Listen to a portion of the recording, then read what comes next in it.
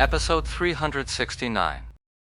The messages weren't just from Blue River. People from all three major guilds had sent them. Nightwalker and Plantigo Seed, both of whom knew Lord Grimm's true identity, addressed him with the respectful title of Great God. Misty Rain's Misty Rain Guild also sent their representative, Misty Rain Kang Kang. Along with several other guilds, they all came over with a grand and official air to sound out the situation, as if they hadn't been among those coveting the Christmas thieves Yexiu had gathered earlier. That depends. Yexiu's reply to everyone was the same 3 words. Great one, if we keep this up. Neither side is going to come out ahead. Blue River replied in kind. He was the one who had left people stationed at the central tower, and he was the final witness to the scene where Yexiu's group, with only 3 characters, had been forced to leave so many of the world's gifts behind, ultimately lost to the system's refresh. It was a sight that truly made one's heart ache. Blue River and the other veterans did some calculations based on the points on the Christmas Hunter leaderboard.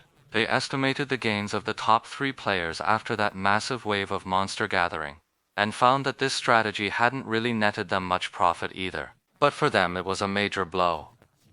Everyone was already worried about Lord Grimm causing this kind of trouble over and over.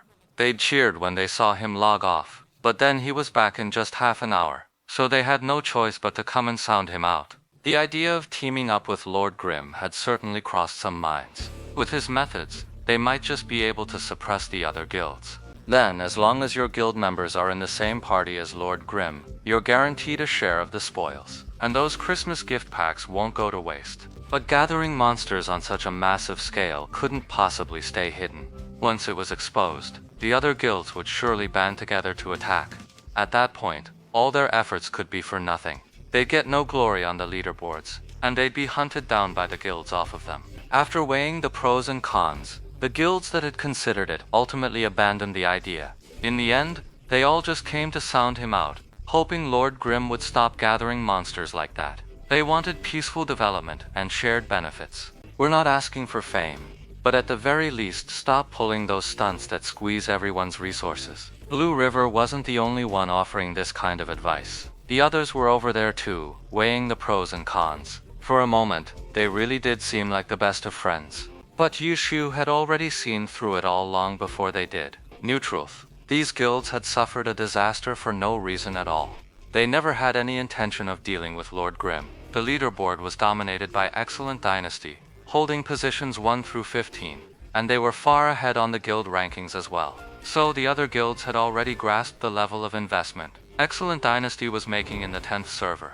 As for this temporary leaderboard, no one else was likely to care much about it. The only ones who cared were Jiawang themselves. And after seeing Lord Grimm's rocket-like climb up the rankings, the only ones truly upset were Excellent Dynasty. So they deployed Sword Point and set up a spiral web formation to deal with him. The result? The formation was shattered. Yexiu didn't want to keep tangling with them. He unleashed a massive AoE skill to gather the mobs. While he didn't gain much from it himself, the blow to Excellent Dynasty was severe. Losing their top 3 spots on the leaderboard had them absolutely seething. What Chen Yahui didn't know was that Yexiu had given the other guilds a brief rundown of the whole affair. The guilds were instantly furious. They realized they'd been dragged down by Dynasty and used as scapegoats. This new understanding didn't make the guilds any fonder of Lord Grimm, but it did give them another target for their hatred. Watching Dynasty dominate the Christmas Hunter leaderboard was already infuriating. Now, after learning the full story, many guild leaders immediately changed their custom name cards again. And at that moment, Yexiu took the initiative to propose a solution. Cooperation. But Yexiu's proposal for cooperation completely eliminated the major guilds' earlier concerns. What the guilds really wanted was to partner with Lord Grimm exclusively. That of course made them terrified of being ganged up on. But Yexiu's idea was for everyone to cooperate together, just cutting out the troublemaking Jia Dynasty Guild. The suggestion was a perfect fit. After contacting and discussing it amongst themselves, the various guilds agreed it was highly workable. The only real sticking point was how to divvy up the stolen gifts. The points for killing a Christmas thief are automatically averaged out by the system among the team, but the stolen gifts are free for the taking. That means some will get more, some less, and that's bound to cause arguments in the end. After all, this wasn't a single guild, but many, and they were all competitors at heart. Even in cooperation, trust was nowhere to be found. This issue became the biggest obstacle at hand. The leaders of the various guilds went back and forth but couldn't come up with a convincing solution. In the end, it was Ye Xu who made the suggestion.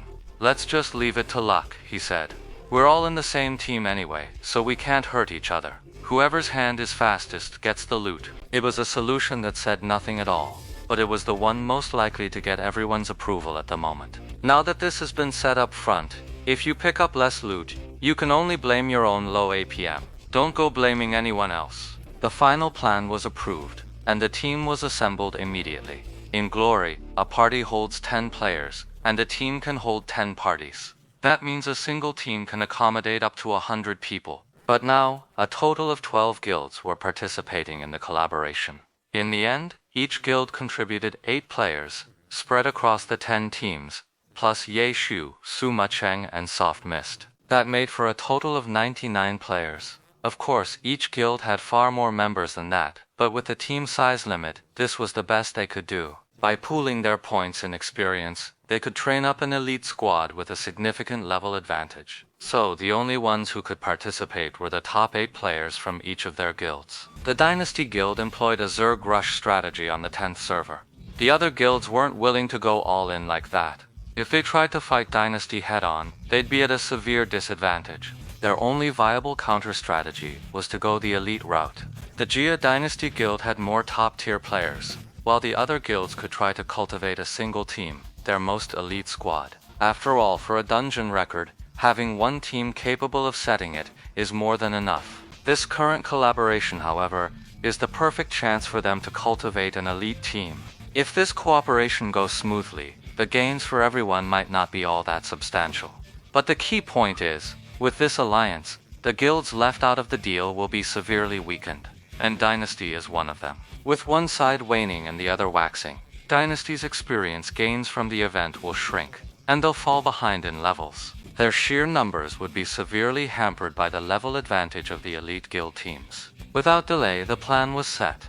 The massive 99-player team sprang into action, its members fanning out in all directions across Sin City. Their plan also began with hunting down monsters. As for Ye Shu's Lord Grim, flanked by Tang Ru's Soft Mist on one side, and Suma Cheng's Windward Rain on the other, he remained motionless for the moment.